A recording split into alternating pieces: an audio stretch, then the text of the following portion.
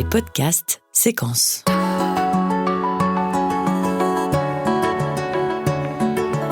Bonjour et bienvenue sur Séquence, une série de podcasts qui décrypte les enjeux de l'industrie pharmaceutique et du monde de la santé au regard des problématiques environnementales et du monde de demain. Je suis Candice Duchella, directrice de la communication du groupe Séquence, et je suis ravie de vous présenter ce premier épisode. Séquence, notre science au service de votre avenir.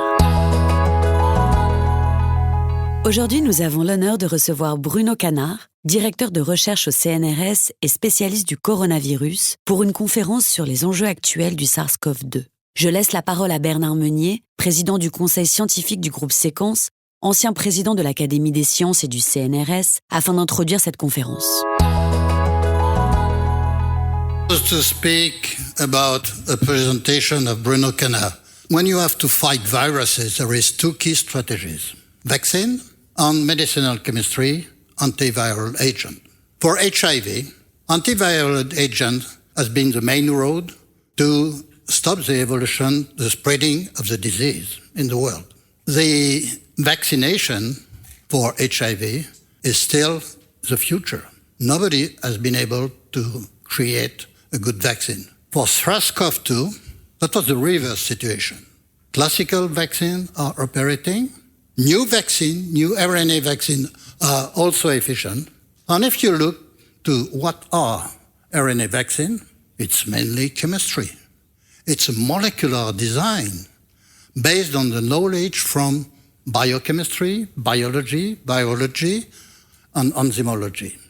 And then if you want to create new antiviral agent, you need to have somebody which is able to understand the virology, the chemistry, the medicinal chemistry, the enzymology, and at the molecular level of these new emerging viruses.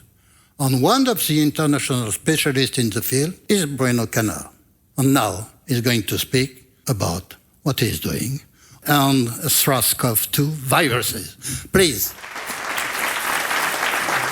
Thank you very much. Thank you, Bernard, for this very nice introduction. Yes, you are absolutely right. The mRNA vaccine is chemistry. Just think about a minute about the stability of the vaccine and how many minus 80 degree freezers we needed to get storage of this vaccine. Why? Because the vaccine was not stable at room temperature. And how can we stabilize it? If we understand the chemistry and the enzymology of modifying this vaccine. This was just a thought before starting my talk. So I will talk about emerging viruses and SARS-CoV-2, of course, but my talk will be more on the emerging virus issues. Infectious diseases have been around for a long time. This is a slide that shows that before in the 20th century. After the 21st century, we'll have flu and measles. We had HIV, HCV, and SARS-CoV-2, and what we see is that there are new viruses. So yes, viruses, RNA viruses, have been around for a long, long time. Now we have to think about what is going with the HIV, with Lyme disease, and this was very optimistic, and the bugs came back to fight us. 9 viruses have moved on the past 10 years there.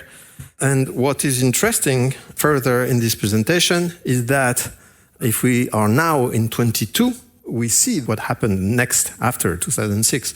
In 2014, we have huge Ebola outbreak, you remember. 2019, of course, the appearance of the COVID-19 problem in the world. 2022, also, I was very surprised, actually, I forgot about that the monkeypox was already moving in 20 years ago, so it's no surprise. And the basic thing is that we have no drugs against this virus, also very, very few drugs. And there's a lot of space, opportunities to act on the business side and on the public health side. Most emerging viruses have an RNA genome, as I said. Very few are of DNA, which it complicates the lot detection, it complicates the lot evolution, because RNA is much more prone to evolution than DNA. Another warning we made in 2015, right after the Ebola outbreak in 2014, we sent this letter of intention or interest to the European community, saying with my friends that actually I got to know in 2003, after the first SARS epidemics, we said Ebola was a wake-up call. The world funding bodies have a moral responsibility to support antiviral drug development against all these viruses. And I remember, and it's written here, at the end of this letter, we provided a list of potentially emerging diseases and viruses that would be there. And soon, if we just have to wait. And this turned out to be true. You see this list is there. We listed dengue, West Nile and related flaviviruses, coronaviruses already at that time, enteroviruses, norovirus, etc., etc. And then this warning was so true that a single year later, we had Zika virus emerging. It's a flavivirus very related to dengue. In 2019, so 4 years later, we had the SARS, presently still ongoing. And I warn that right now, there is a small low noise epidemics going on with the polio, which is recombinant with polio and enterovirus. This is very scary because poliovirus is a neurological disease. And if viruses of this family are actually getting into respiratory disease, we will have a lot of problem and paralysis, neural attack, etc., etc. It could be a disaster. So we are poised for disaster for that. In 2016, we did again this warning about the same, and we clearly state something which is really of interest for Sequence and for other companies, is that an assembled consortium of experts should be assembled to develop antiviral drug discovery against these viruses with a view to licensing most promising candidates of inhibitors to pharmaceutical companies. And on the last sentence, we say, however, in Europe, there is no focused, continuous program for antiviral drug discovery. This is a key word, continuous and anticipation. It's a very important word because antivirals you can design them in advance and they'll be active on any type of virus around a potential threat. We can develop in advance. It's not an investment, a random investment. It's an investment that actually will pay off. The problem is for you who have the strategy in your hands, it's when. Viral infections have been a problem because they infect people, and for a long time, it has been a problem to have diagnostics for them, for a new pathogen, where thanks to the DNA sequencing methods and the increasing diagnostics power, we do have ways of getting ready to that. And there was no drugs. And so whenever a drug was given, it was too late. So the general belief was that antivirals, they're nice, but they actually come too late. Can we prevent and can we cure? When do we have to deliver the drug? And can we anticipate for the next viruses? Let's examine what happens when there is an infection on a patient. It's a typical COVID infection. When everything is going well for the patient, there is no real severe disease. And we have three main parameters. We have a viral load, which is increasing in the blood, and your titer of virus is increasing, and then it decreases because the body is actually reacting. We have a lot of reaction from a major system, which is the interferon, which is peaking and then getting all these invaders out. And we have an inflammation that goes after a little bit after the peak of infection. And here we go. Everything is resuming to normal. And this was the light COVID.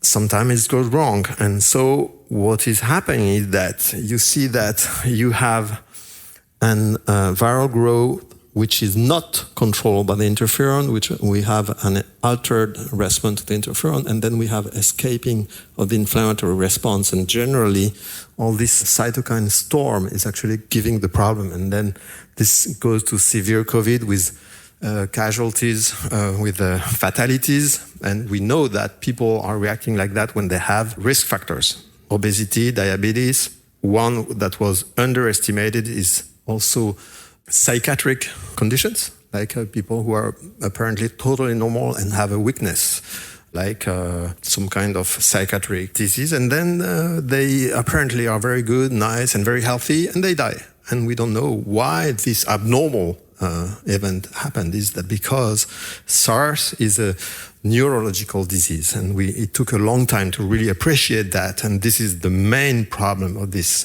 virus, in fact. We can act directly on the viral load, and so if we give directly acting antivirals, we will curb this viral load. We can act into indirect drugs that actually make the virus a little bit less cozy in the body, and they indirectly affect viral load. And we can also act on the consequence of the infection. And this could be to stimulate the interferon response or to calm down the inflammatory response. And so you see that these already are 4 types of drugs. Are 4 different labels that you can put behind drug. And so we cannot really say we want a drug. We want drugs that are compatible with each other and act better. Last year, million died from a drug problem, is that they couldn't get any. That's the problem with the viruses. However, there is a light there at the end of the tunnel. Treatments have been a success for HIV and HCV, the AIDS problem and the hepatitis C problem. Why? Mainly it's because they are chronic disease. And so you have patients, you can follow the patient for a long time, you can treat, have a cohort, etc., etc. When you have a minor epidemic of an emerging disease, where and how are you going to get the patients and the cohort? Most of the time they're gone before you can even synthesize or give them the drug. This is a true challenge, and we have to really think about working in advance on that. On the national side, France has discovered the HIV, but after 30 years for AIDS, there are more than 35 drugs on the market, and they are saving lives. They are giving a lot of economic wealth to the companies who are making them, and there is no French drug. How do we discover drugs?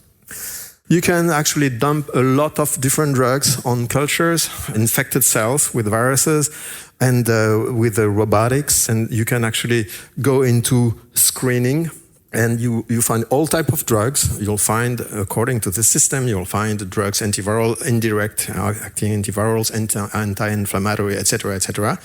And the problem is that the pro and cons is that the mechanism of action will be unknown. You'll have to do a lot of research to understand how it works, and you'll start the clinical trial from scratch. Clinical trials take a lot of time.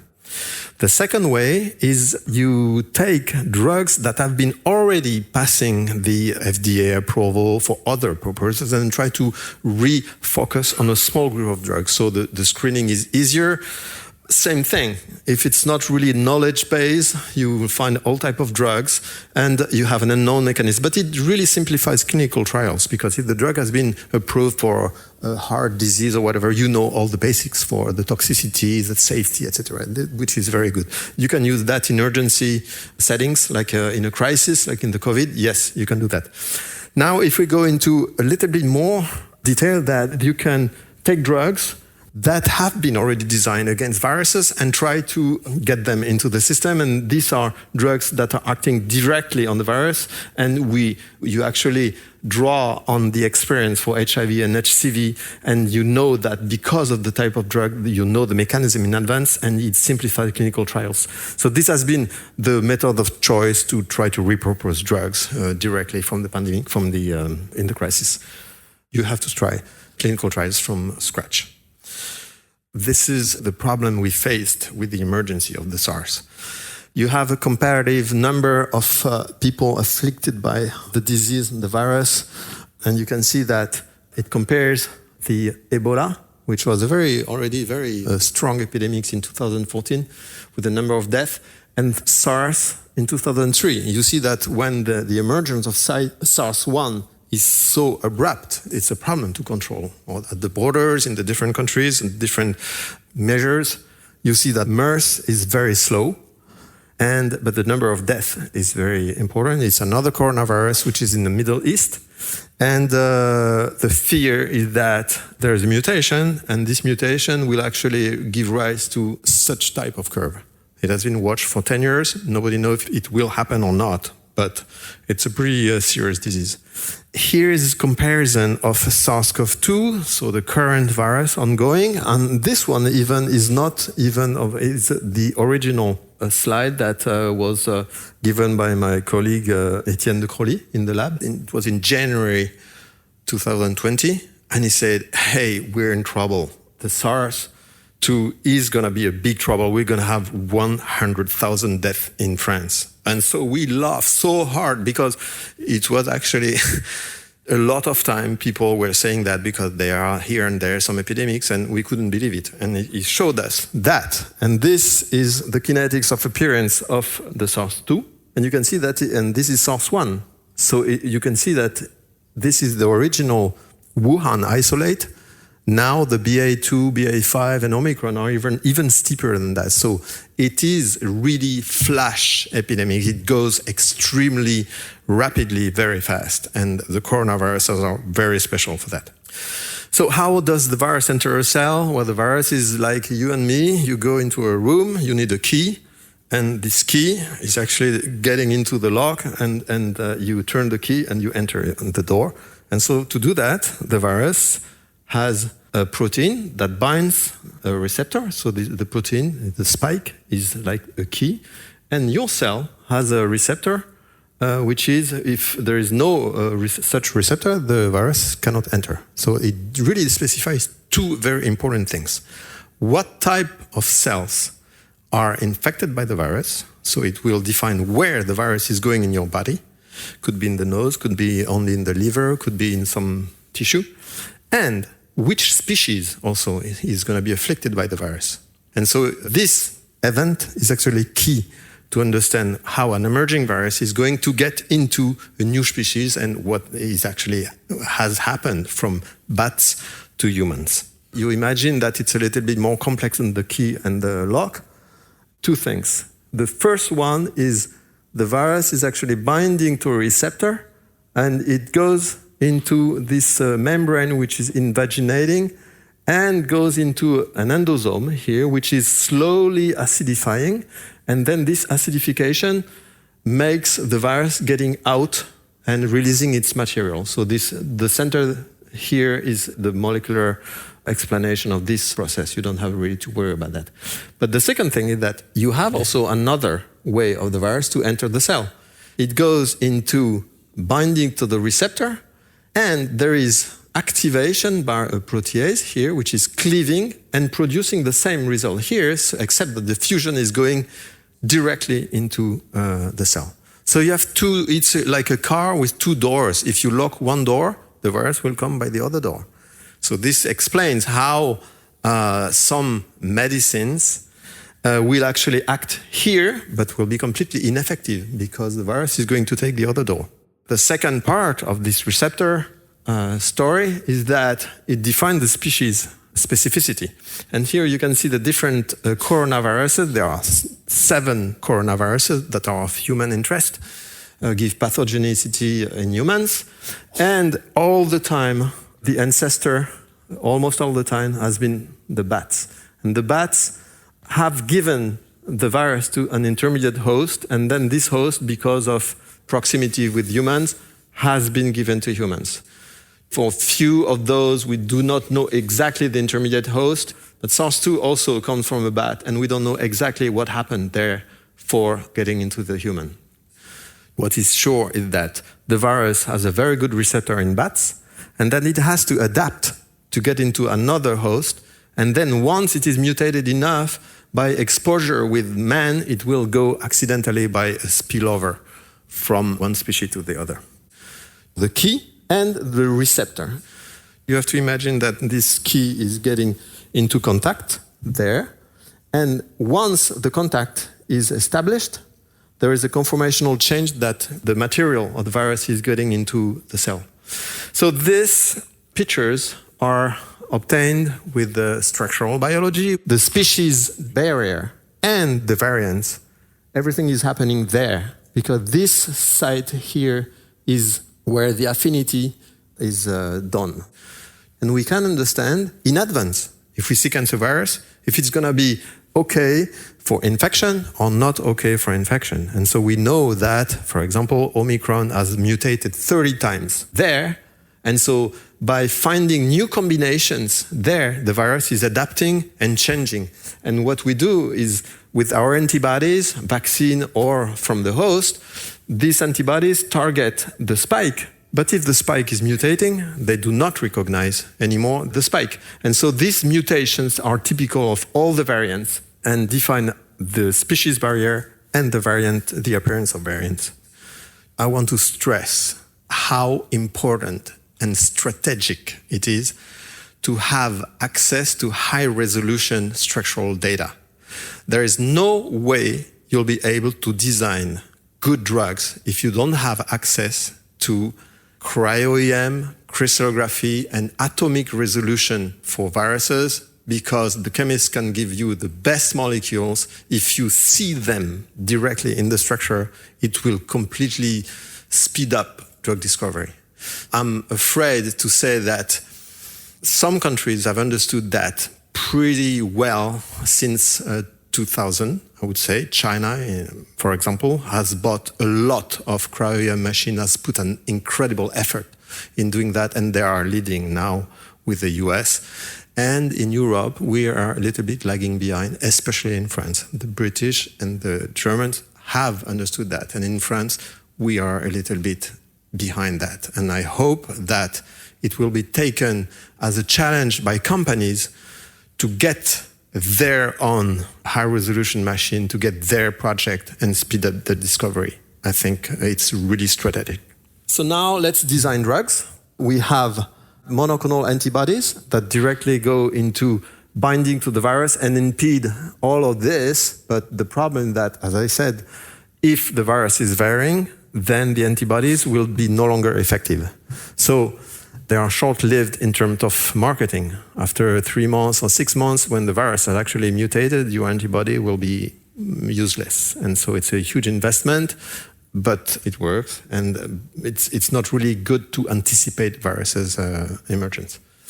The other way of getting drugs is to understand what is the virus doing at the inside of the cell. And because all the variants have the same machinery, if you design a drug which is acting on this process of replication of the virus, it will be active on all different variants. And this has been used in the HCV, HIV field. And for the SARS, all the drugs that have been repositioned are indicated there. Major drugs on the protease, like the Paxlovid from Pfizer, and the different nucleotide analogs that are actually impeding replication of the virus, replication of its genetic material. And so now we have molnupiravir, remdesivir, and bemnifosbuvir, which are coming and helping to control the virus. What molecules are available or close to being available? So I said few. First of all, they have to be orally given. Because in terms of pandemics, or when in times of pandemics, if you have been in contact with a person who has been infected, everybody knows that. I don't have to explain that. So you all have been in contact with persons. And as soon as you know that you have been in contact, it would have been so nice to take a pill and then forget about it. Right? And so any type of drug which is given intravenously or with a complicated way of delivery has no future, because if you feel very good, nice and healthy, you're not going to go into a hospital where you'll find a lot of people sick and get injected things. No, you need an orally available drug. So as a treatment, what the important property is that do they have potential for early treatment, as I said, contact points, prophylaxis. You go into a business trip and you know that you're going to be into a very heavily infected region for some weird virus, well, like Nivaquine and other anti-malaria drugs. You take a pill and then you're safe. The drug have to be potent on future coronaviruses. And so because they target pieces of the virus that do not vary, these are the best drugs that you can actually think of. The different phases that we see, so all of these have been approved. The bemnifosbuvir, we have been working especially on that one, is in phase 3 right now. So the comparison with the vaccine is, and the monoclonals, as I've already said, that potential for early treatment is no potential for monoclonals, because you're not going to be getting monoclonals that are extremely expensive and necessitate hospital settings. To summarize, I heard earlier that repetition is important, so I got into repetition.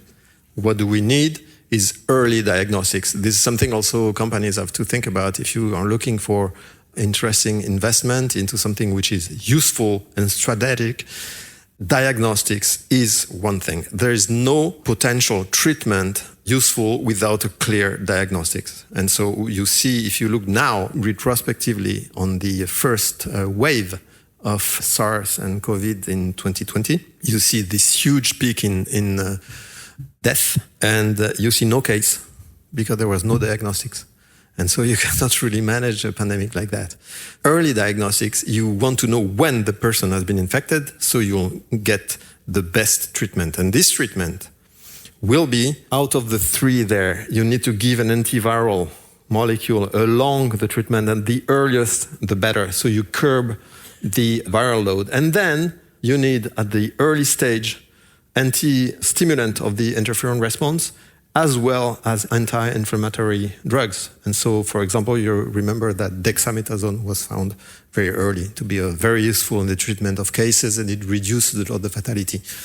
And this was typically such a thing. So the confusion at the beginning of the pandemic was people were giving treatments anytime. And so if you have a patient who is already almost dead, you cannot really treat. And if you are confused about antivirals and anti-inflammatory, it will not do the same thing. You can actually mess up clinical trials with imprecise data. So here is the summary.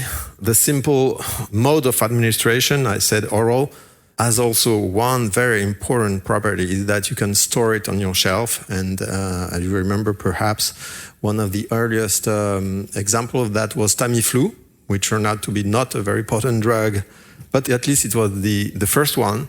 And you could actually stockpile Tamiflu on your shelf and be ready for an epidemic. I think the concepts were introduced really there.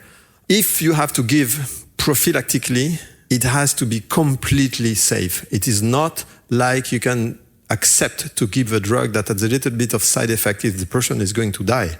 But for prophylactic treatment, the safety issue is absolutely key. The future will be also that we combine several viral targets. This is coming from the HIV, HCV. You remember before the therapies for HIV, people were dying, there were resistance, it was, a lot of pessimism, and then came the multi-therapy, therapies, and then people actually got saved. It's because it's really acting in synergy with several targets. And the future also is personalized anticipation of risk factors. If you have no risk factor known, or if you have one and you can anticipate, then if you're a contact to a person infected, then you know that you have few days to get your treatments. And I think this represent incredible opportunities for companies who are actually taking this field, growing extremely rapidly. And now the COVID crisis has accelerated all these concepts and ideas for the future. How do we anticipate for future outbreaks? Where do the viruses come from? Well, they come most of the time, as I said, from zoonotic sources, like in nature.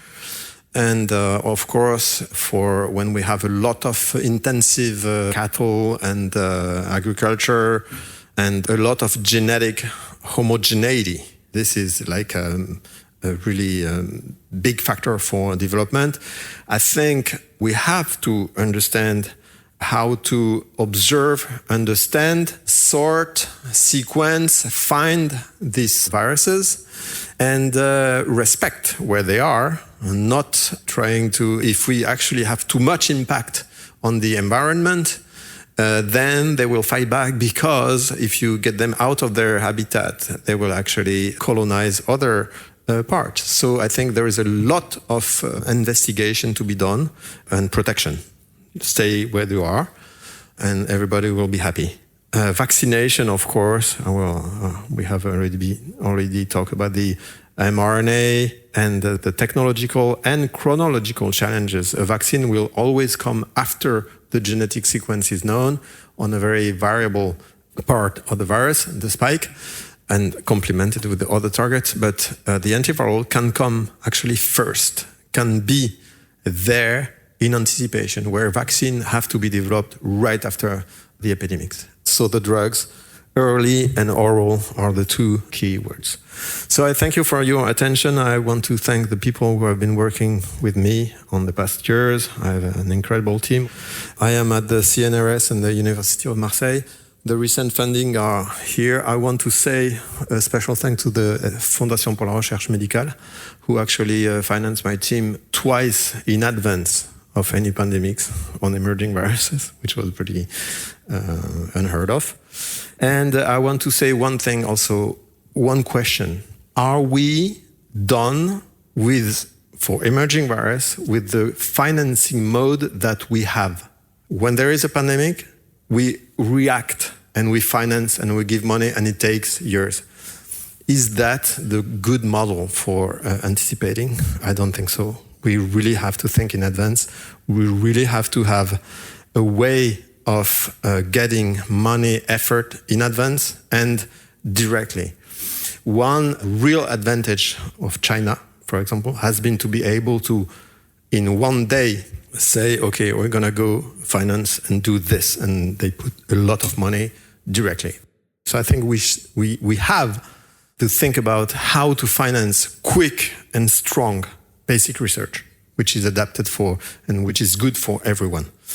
I want also to have a special thank to ATR Pharmaceuticals in Boston, because they understand exactly what I said there, and they make a donation to my team to explore new, bold avenues of research without any report. They gave money and say, okay, you explore things that you think are important for research, and I'm very grateful to that. And they gave this to the CNRS Foundation, which has special links to all countries to make the tax business clear and nice. So it's very efficient and you can expedite research that way. Thank you very much.